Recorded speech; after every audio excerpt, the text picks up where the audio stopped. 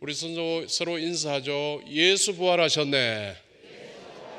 예, 예수 부활하셨네. 예.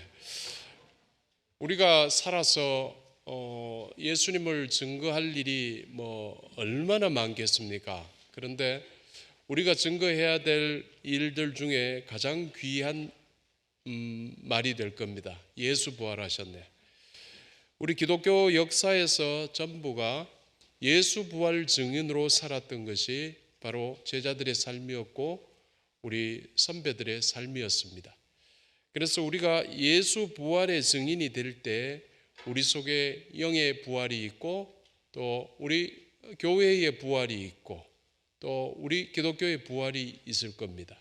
그래서 코로나19 이것이 교회를 많이 이렇게 잠잠하게 하고 많이 꺼지게 만들었다면은 원래 예수 부활 소식을 통해서 우리들의 이 입으로 그리고 영혼의 이 외침을 통해서 여러분 교회가 살아나고 여러분의 인생이 살아나고 여러분의 일상이 살아나게 되기를 주님의 이름으로 축원합니다.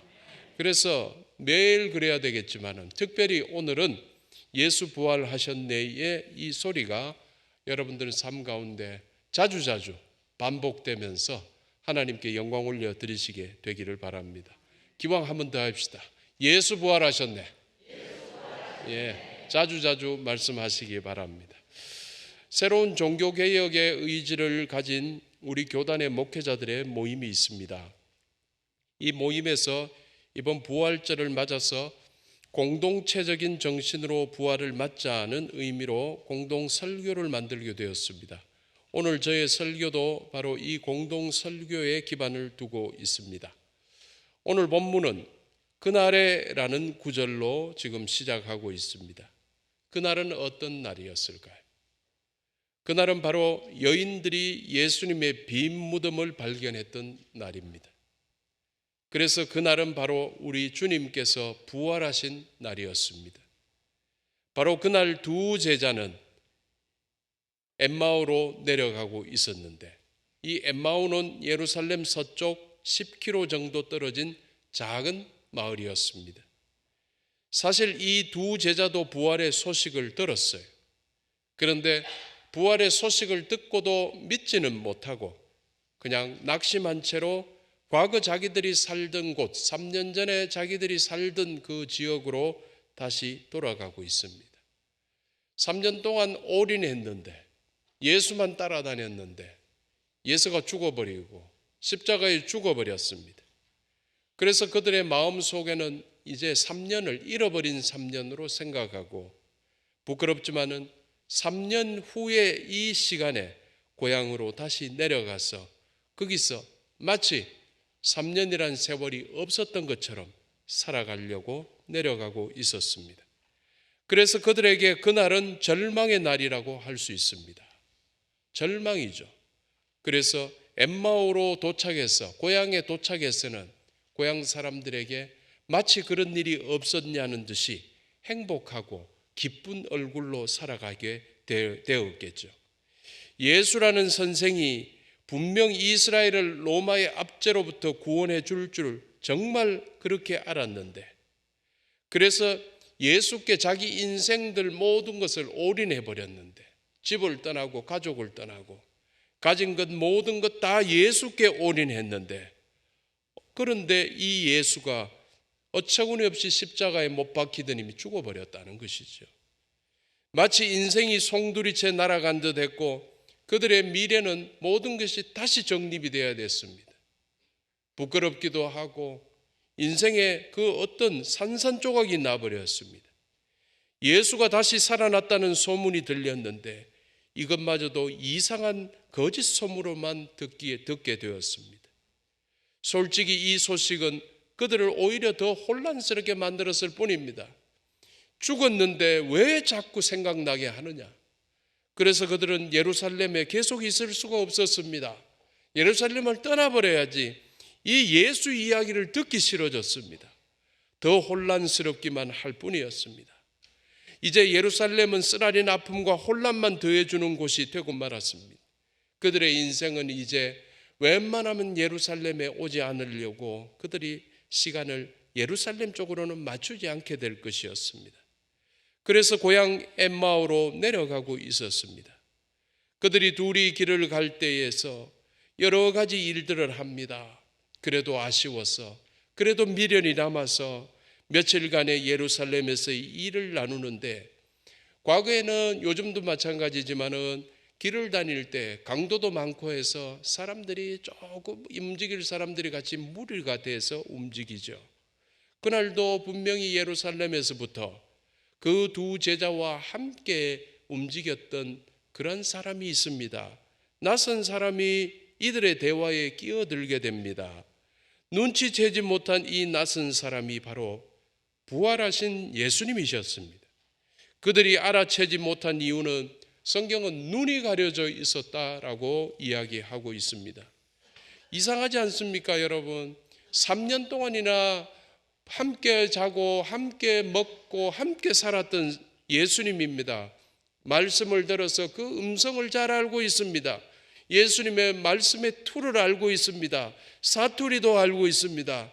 그래서 모든 것을 다 했는데 그분이 옆에 오면은 여러분 알 수 있지 않습니까? 그런데도 예수님인지는 모르고 속으로 생각할 수 있습니다. 죽은 예수님처럼 참 무척 닮았다라고 여겼을 수 있습니다. 어쩌다가 이 지경이 됐을까? 우리는 이러지 말아야 될 텐데 어쩌다가 이 지경까지 됐을까? 예수님이 왔는데도 예수님을 모르고 있다니. 한편 예수님께서는 두 제자가 하는 내용이 뭔지를 물으셨죠. 그때 한 제자가 마치 분노하듯이 이야기를 합니다. 아니, 예루살렘에 있었다 하면서 예루살렘 애들마저도 다 알고 있는 그 일을 모른단 말이요 라고 소리를 치는 겁니다. 왜 남한테 이럽니까? 그것은 자기 마음의 표현이었습니다. 자기 마음속 가슴속 깊이 슬픔과 분노, 두려움들이 쌓여 있는데 이 사람에게 그냥 쏟아놓고 있는 것입니다. 나사렛 예수에 관한 일입니다 라고 시작하면서 예수가 누구신지, 예수님께서 왜 잡히셨는지, 예수님께서 십자가에서 왜 처형당했는지, 그리고 십자가 죽음 후 새벽에 예수께서 장사된 무덤이 비어 있었다는 여인들의 진술, 그리고 제자들의 말에 이르기까지 소상하게 설명을 하고 있었습니다. 바로 부활하신 예수님 앞에서 말입니다. 성도님들, 사실 예수님께서는 제자들에게 당신께서 십자가에 죽으시고 사흘 만에 다시 살아나실 것을 여러 번 말을 했습니다. 그런데 말은 했지만은 듣는 것 같았지만은 딴 생각한 겁니다. 여러분, 그래서 성경에서 듣는다는 것은 믿는다는 것을 이야기하는 것입니다. 듣지 않는다, 믿지 않는 것은 듣지 않았기 때문입니다. 듣지 않으면 믿지 않는 것입니다. 하지만 예수님께서 부활하신 그 날이 되어도 그렇게 말을 많이 들었는데도 제자들은 들은 말씀을 기억하지를 못했습니다. 무덤이 비어 있으면 예수님께서 살아나신다고 하셨던 말씀을 기억해야지, 예수님 시신이 어디 갔느냐만 그런 의문만을 가지고 있습니다. 듣는 척 했지만은 사실은 듣지 않은 것입니다. 여러분은 어떻습니까? 듣는 척 하면서 듣고 계십니까? 여러분, 들어야 됩니다. 믿어야 됩니다. 그래서 지금 본문의 두 제자도 예수님의 부활 사실 자체를 인식하지 않고 있습니다. 거부하는 겁니다.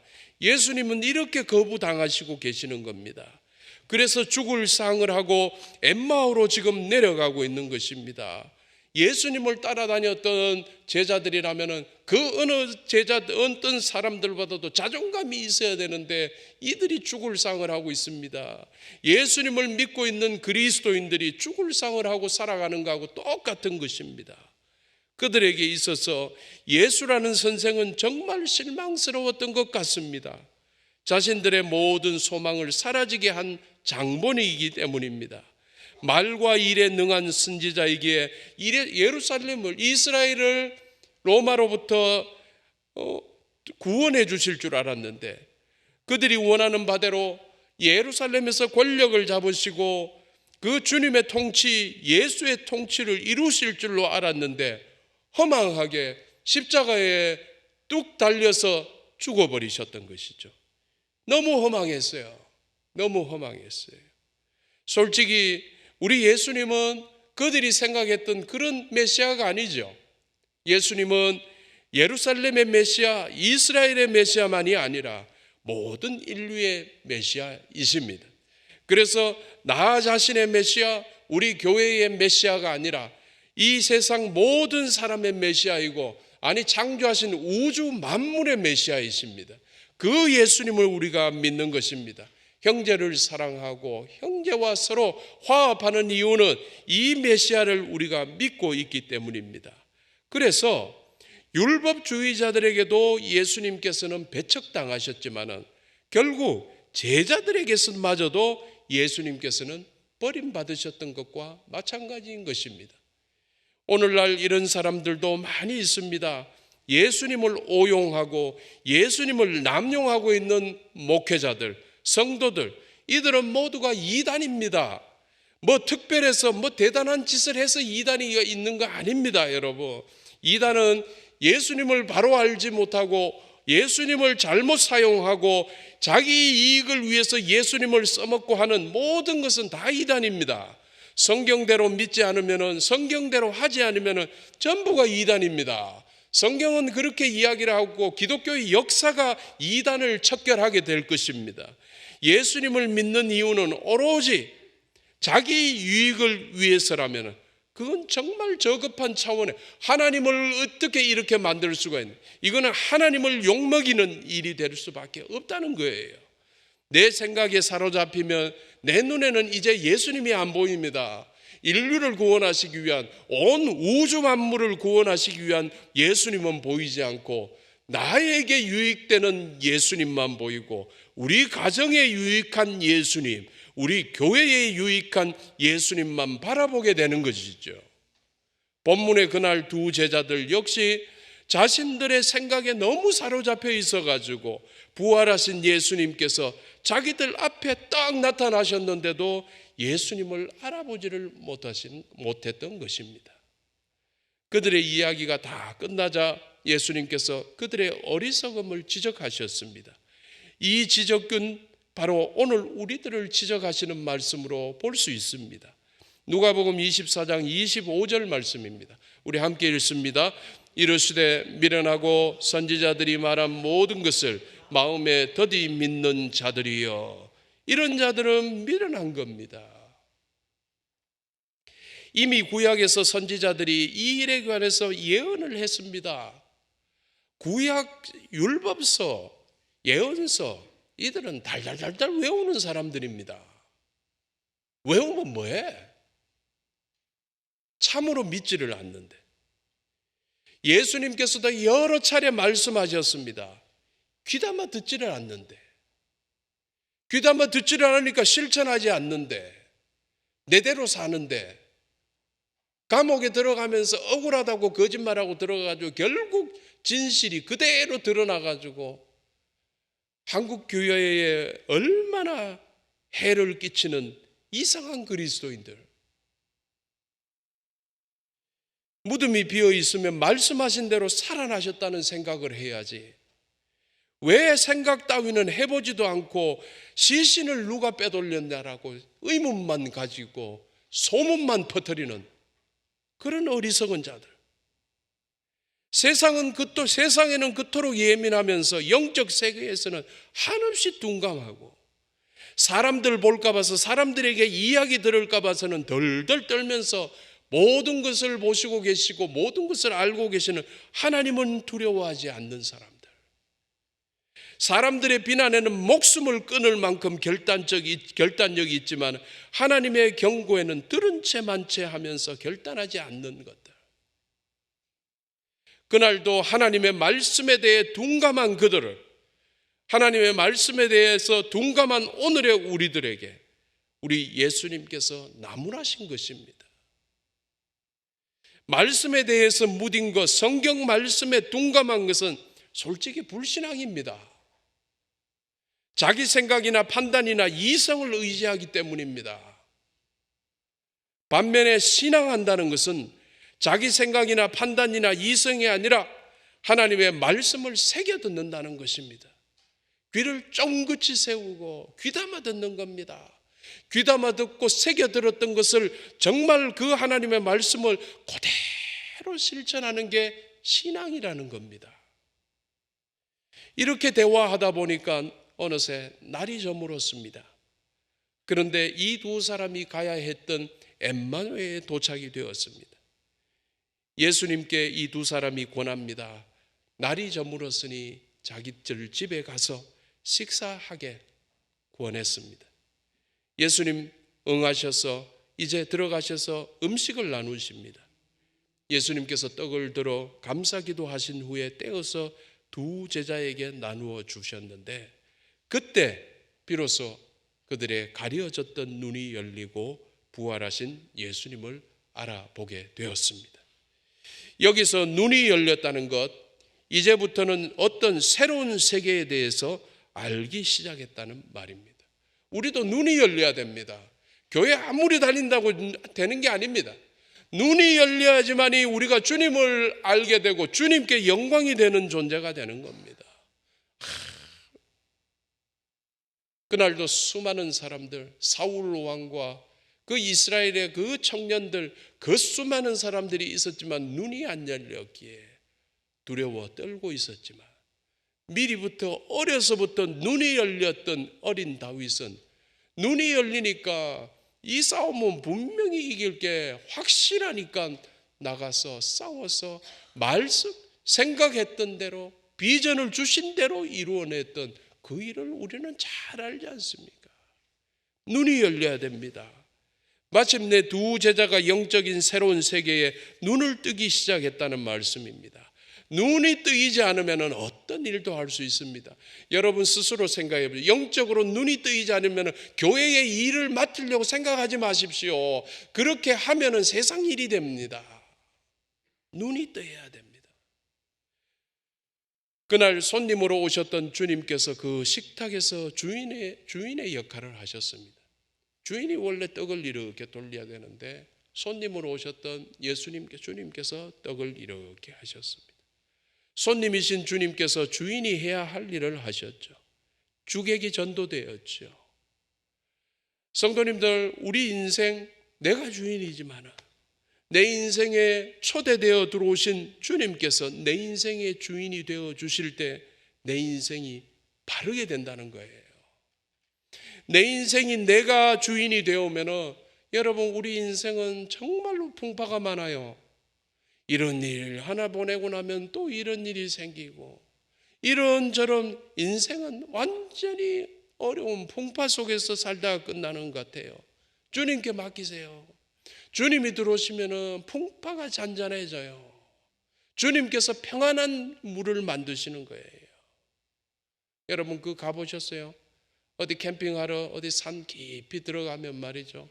산 속에 있는 호수 아침에 좋은 날에 물 한 개 끼고 호수 잔잔해요. 내 인생이 이 호수처럼 잔잔한 거예요. 어떤 원인으로 내 인생의 주인이 주님이 되셨을 때 이 평안을 우리 주님께서 내 인생으로 이끌어 주시는 거예요. 그러므로 성도님들 이제는 우리가 보아야 할 차례입니다. 똑똑히 보아야 하는 차례입니다. 부활의 주님께서 밝게 해주신 눈으로 우리가 볼 것을 분명히 보아야 합니다. 똑똑히 봐야 됩니다. 영적인 진실을 가지고 똑똑히 봐야 됩니다. 세상에 속지 마세요. 세상은 거짓입니다. 왜? 세상의 뒤에는 숨어 있습니다. 사탄이 숨어 있습니다. 사람 뒤에 숨어 있고 문명 뒤에 숨어 있고 문화 뒤에 숨어 있고 교육 뒤에 숨어 있고 경제 뒤에 숨어 있고 정치 뒤에 숨어 있습니다. 사탄이 숨어 있습니다. 그래서 속지 않습니다. 우리의 영의 눈을 밝히 뜨고 가면은 우리는 속지 않습니다. 거짓된 정치인에 속지 않고 거짓된 장사꾼에 속지 않고 거짓된 방송인에 속지 않고 거짓된 목사에게 속지 않는 것입니다. 모두가 사탄의 하수인들인데 이들에게 속지 않아야 되죠. 여러분 똑바로 보고 가세요. 둯대를 예수 그리스도께 딱 잡으세요. 예수 그리스도를 향해서만 가세요. 여러분 옆을 보면 물에 빠집니다. 예수 그리스도만 바라보고 가면 무리를 걷습니다. 승리합니다. 평탄한 길을 가게 됩니다. 주님께서 그것을 만드신다니까요. 우리가 주변을 살피다가 내 인생이 자꾸 굴곡을 만나는 거예요. 주님만 바라보고 가세요. 오직 주님께 내 시선을 못을 박아버리세요. 움직이지 않게 하세요. 팍 보고 가세요. 뚜벅뚜벅 가세요. 확신 있게 가세요. 의심하지 말고 가세요. 주님께서 내 인생을 지키십니다. 똑바로 보지 못한 두 제자에게 예수님께서 화가 나실 수도 있었죠. 이런 바보 같은 놈들이 어딨나라고 하실 수 있었는데 화내지 않으셨어요. 오히려 그 좌절과 실망한 마음을 헤아려 주셨습니다. 오늘 우리의 삶의 모습도 이 두 제자의 모습과 별반 다른 것 같지 않습니다. 신앙의 경륜은 오래됐다고 자랑하지만은 말씀을 아는 게 하나도 없어요. 말씀을 모르니까 중직자가 될수록 식량의 경륜이 오라갈수록 교회의 짐이 되지. 말씀을 모르니까. 어디 연륜이 밥 먹여줍니까? 말씀을 알아야지. 그래서 자기식의 말씀으로 오해하고 그 오해한 대로 살아가니까 말씀대로 살아가려고 하는 사람들과 그렇게 부딪히게 되는 거예요. 같은 길을 가면 되는데 다른 길을 가니까 부딪히죠. 저는 요즘 자전거를 타요. 같이 가야지요. 그런데 갑자기 옆으로 튀어와 보면은 다 부딪히고 다쳐. 교회가 왜 이렇게 어렵고 한국 교회가 왜 이렇게 불안한 거 아니십니까? 모두가 바로 가려고 하는데 하나가 이상한 짓을 하면서 전부가 넘어지고 깨지고 박살이 나는 거예요.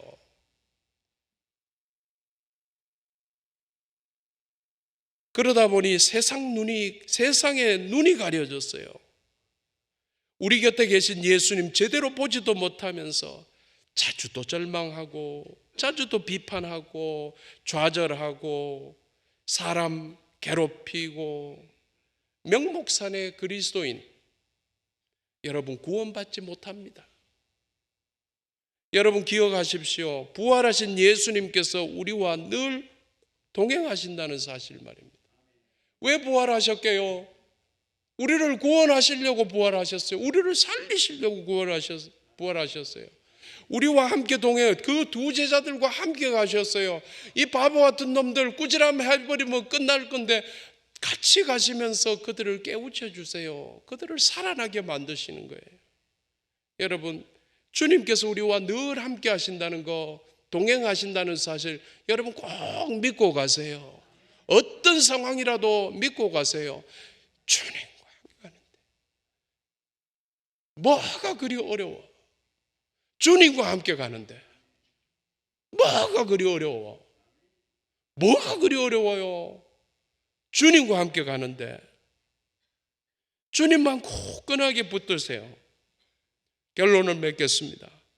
부활하신 주님께서 우리에게 찾아오셔서 가려진 우리 눈을 밝히실 줄 믿습니다. 그래서 우리 눈이 밝아지면 우리 삶에는 우리가 밝아지면 눈이 밝아지면 내 인생을 쳐다보면 내 인생이 얼마나 바보같이 살았던가를 알게 될 거예요. 왜 절망했던가? 왜 우울했던가? 여러분 교회 다닌다고 하면서 여러분 예수 믿는다고 하면서 부활하신 예수님을 믿는다고 하면서 내 인생을 왜 그리 우울하게 살아가세요? 행복해야지. 기뻐야지. 죽음까지 이기시고 부활하신 주님께서 내 안에 계시는데 여러분 왜 절망하십니까? 죽음을 이기신 주님께서 우리와 함께 하시는데 이 주님이 우리와 함께 하시는데 여러분 못할 게 뭐 있습니까? 지갑에 돈이 한 푼도 없어. 여러분 우울합니까? 40년 동안에 광야에 내몰렸던 이스라엘 사람들 지갑에 돈 한 푼 없었던 사람이죠.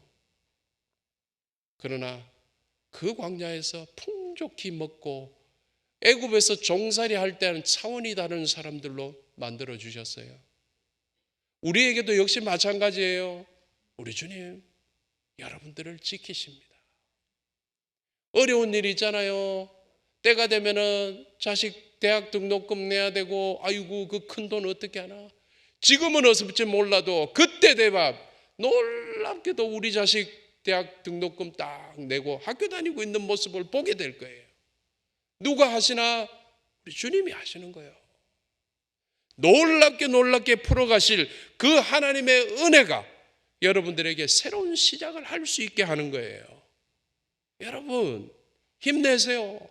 예수 믿는다는 이 자체가 여러분은 어마어마한 무기를 지닌 겁니다. 원수 마귀 사탄 다 물러가고 없어지고 썩 꺼져라. 아무도 없어.